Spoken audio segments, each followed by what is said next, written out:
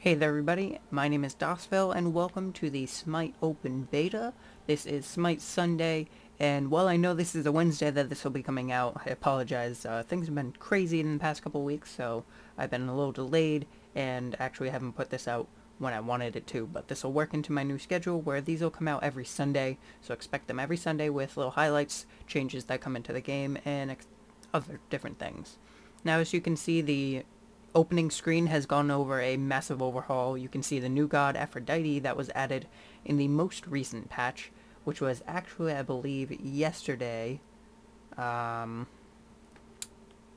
I do believe it was yesterday, either that or today on the 13th.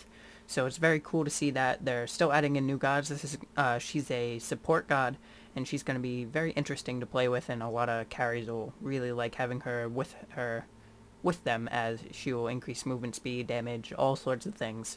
So she should be very interesting to get onto a team. Now I'm going to load on in and show you some more stuff about all the changes that went through on the menu pages and stuff, and I'll show you some highlights on some games that I've played and some interesting plays that have gone on.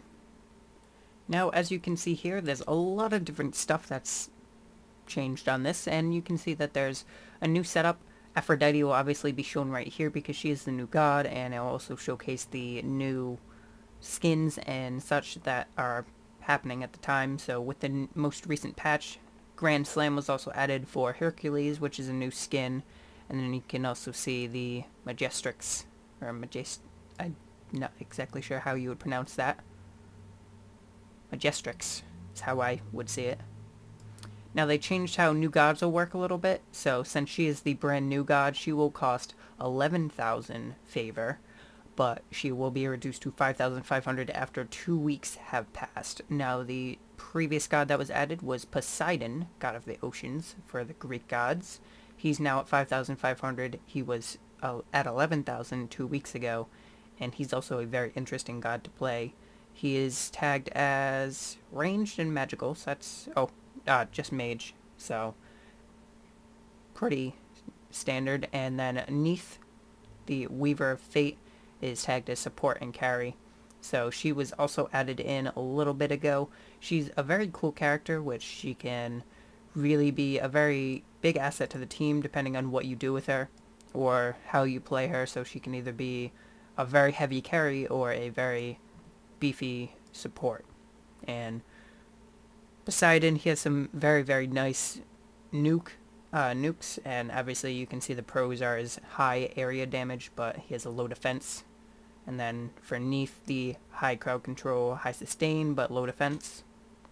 And now if you bring it back to... there she is. I was like, why isn't she there? She has high sustain but low damage, so she won't be putting out too much damage, but she will have a little bit of a higher sustainability to other players and such. She does have a heal as well as a damaging ability, so sort of like Hell in that regard. And now I'm going to show you just the tags on Kali, because she's one of my favorite characters that's been added in. She has high single target damage and high sustain, but low defense. But she is also able to kind of heal herself up, so that's why where the sustain comes in. She's a carry and an assassin. That's actually the Convention 2013 skin that she got. And then I believe Ra also got a fancy new skin as well. Alienware. Yes. So this is the Alienware skin that was added, which actually, I wish I had this. This looks amazing. So look at that. Compared to the standard Ra, which is just kind of golden. Or the Solar Eclipse, which is like red and black. That's black and a nice deep Alienware blue. Amazing looking. So obviously, as you can see, this is the Gods interface, which you can see all the different names and support roles. So Agni will have high area damage, low defense, high single target damage. Ra is a high sustain and a pusher. Most actually do end up with the low defense tag, because a lot of gods, you will notice you take a lot of damage, and that's where the tanks really come into play. Odin's a tank, and he has high defense and high sustain, so he's very nice to play. So this is the gods interface. You can also filter it between all the different tags, so if you want to look up a different type of specific god, so bruiser, assassin, support, carry. So you can look up all the different types of gods, or you can just not filter it at all and have them all in there. Go back to the home page and you can see the current god rotation, which is the free gods that are available right now. And right now will be Agni, Anhur, Aokong, Bacchus, and Bastet. Which actually I like playing all of these, except I don't think I've played Agni very much, so all of those will be really cool. You can also see the match of the day, so Hunger Games, Bakasura, the devouring demon's appetite cannot be satisfied. Join him in a battle in his quest to defeat hunger as he faces off against his ultimate adversary, himself. So that's an arena match, and it's pretty crazy because it's 10 Bakasuras all against each other. It's crazy. Now you can see this is the play area, and you can pick your preferred region, North America or Europe. There are many different types of different tags you can go into. You can go into the practice, which is a basic tutorial, which you should do if you're just getting into the game, or have never played a Dota style game. The joust, which is solo or co-op now. The arena, which is solo or co-op, and then the jungle practice, which actually I have not done. Oh, that's actually very cool because it will teach you a little bit about the jungle and how to do it a little easier. Then you can go into the casual, which you have your arena, conquest, domination, joust, and your match of the day. So tomorrow the Hunger Games will be different compared to today, but they're always really fun and they're interesting. They have plenty that go through the rounds, and I mean, I've only seen a couple of repeats and I haven't been on for a little bit, but they only repeat them very, very, very rarely because they have so many different combinations they can do. And then you can go into the competitive, which is Conquest Solo Ranked or Conquest Team Ranked. Now, if you want to do Ranked, you must join Solo for the Solo rank, obviously, and you must be level 30. Now, I believe, yes, you need to have 12 gods at least due to the bans and the draft, because as you start into a Conquest match, for Ranked or for Solo, I believe, just normal, you'll have both teams on each side, and on the left side of the screen will be your team, right side the other team. At the start, you'll ban one god each, and from then, the second team that banned a god will not get to pick first, and the first god will be picked by the other team. So they'll pick one god, the other team will pick two, then the first team will pick two, and then so on and so forth. So it bounces back and forth, keeps it very equal, and it's very interesting because you can kind of grab gods early and switch gods. Say, I wanted to play Kali, but I was the last one to pick. You could ask someone up higher to pick that, and then you would just pick a god that they want, hopefully, and switch between you, and there you go, you're both playing a god that you really wanted to play, but the other team doesn't get it that way.